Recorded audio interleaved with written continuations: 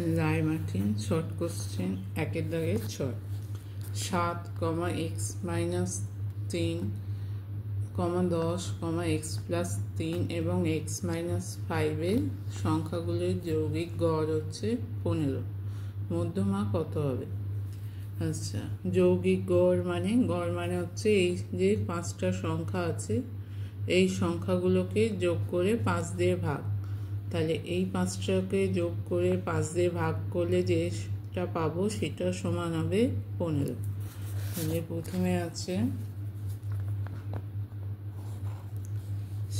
7 আছে, তারপরে সংখ্যা হচ্ছে x মাইনাস 3, তারপরে সংখ্যা 10, তারপরে সংখ্যা x প্লাস 3, তারপরে হচ্ছে x মাইনাস 5। এই 5টা সংখ্যার যৌগিক গড় হচ্ছে সমান 15। এখান থেকে আমরা x এর মান পাবো।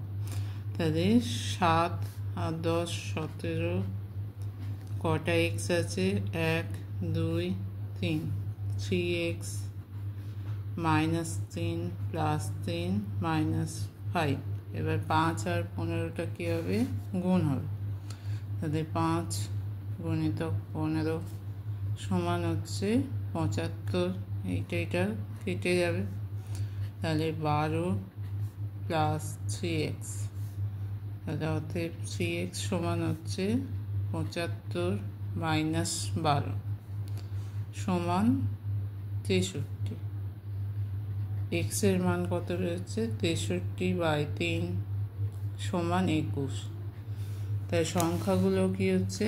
সংখ্যাগুলো হচ্ছে x এর মান বসিয়ে 5টা সংখ্যা কি হচ্ছে?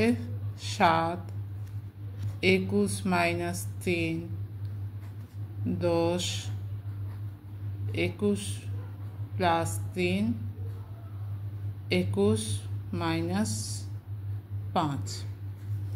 তাহলে কত হচ্ছে? 7, এখানে হচ্ছে 18, এটা হচ্ছে 10, এটা 24, এটা হচ্ছে 16।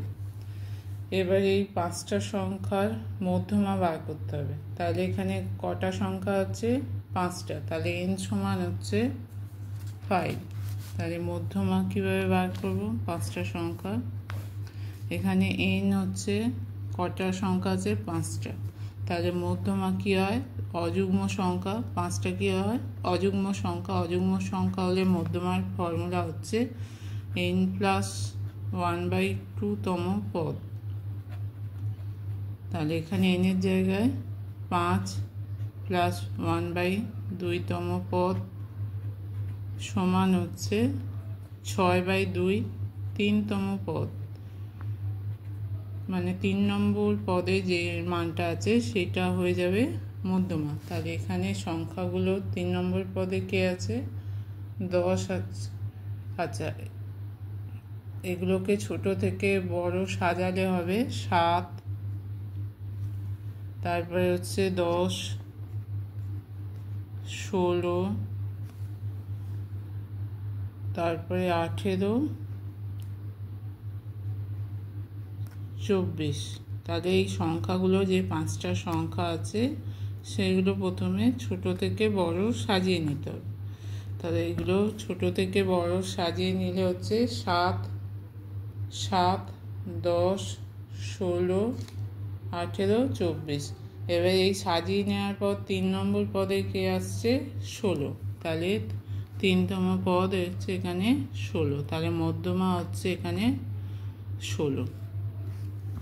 তাহলে এই সংখ্যাগুলোর মধ্যমা কে হবে? মধ্যমা হবে 16, এ অপশন।